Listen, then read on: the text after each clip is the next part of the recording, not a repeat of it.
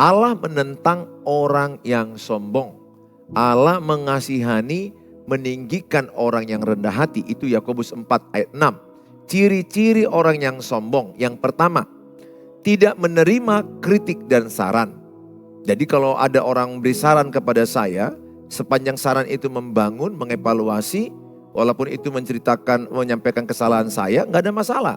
Saudara, saya belajar untuk menerima itu. Tapi niatnya membangun ya. Kalau niat menyerang saya nggak mau. Tapi kalau niat membangun, niat memotivasi untuk mengarah yang baik, mendorong saya kepada yang baik, is good. Nah saudara, orang yang sombong itu tidak menerima kritik dan saran. Jadilah orang yang mau menerima kritik dan saran. Yang kedua adalah orang yang sombong itu ciri-cirinya suka meremehkan orang lain. Jadi merasa dia yang paling benar, orang yang salah. Makanya suami istri jangan sombong, jangan egois. Suami yang sombong merendahkan istri, istri yang sombong merendahkan suami. Ada istri pendapatannya banyak, suami kurang. Kadang-kadang direndahkannya suaminya. Sehingga jadi konflik yang gak pernah siap-siap. Saudara, Allah mengasihani orang yang rendah hati. Berhentilah meremehkan orang lain, berhentilah merendahkan orang lain. Saya selalu berkata, saya tidak lebih baik dari saudara. Saya dengan saudara sama-sama sedang belajar menuju kepada kesempurnaan rencana Tuhan. Nah, yang ketiga, ciri-ciri orang sombong adalah haus pujian dan perhatian orang lain. Jadi orang sombong ini selalu ingin pujian, selalu ingin ada pengakuan orang lain, diperhitungkan orang lain. Dan akan tersinggung kalau enggak diakui pendapatnya, idenya, masukannya akan tersinggung. Ini pendapat banyak orang sekarang ini, saya lihat keadaan sekarang ini kalau tidak diterima idenya, tidak diterima masukannya, dia tersinggung, dia kecewa.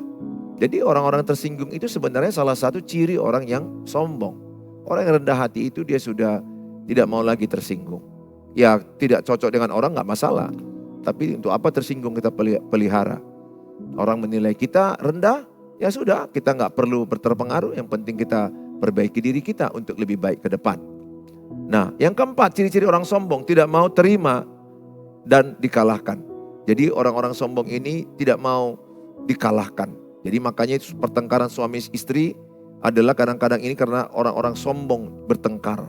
Amsal 13 ayat 10, keangkuhan adalah awal pertengkaran. Yakobus 4 ayat 1, pertengkaran itu muncul oleh karena hawa nafsu, egoismu, kesombonganmu. Sehingga saya mau katakan sama saudara, orang yang bertengkar itu adalah orang-orang sombong. Jadi kalau saya masih bertengkar karena masih saya sombong. Kalau saya sudah betul-betul adalah rendah hati, saya tidak mau lagi bertengkar. Karena Matius 5 ayat 9, berbahagialah orang yang membawa damai sejahtera karena mereka disebut anak-anak Allah. Jadi ciri anak Allah adalah pembawa damai.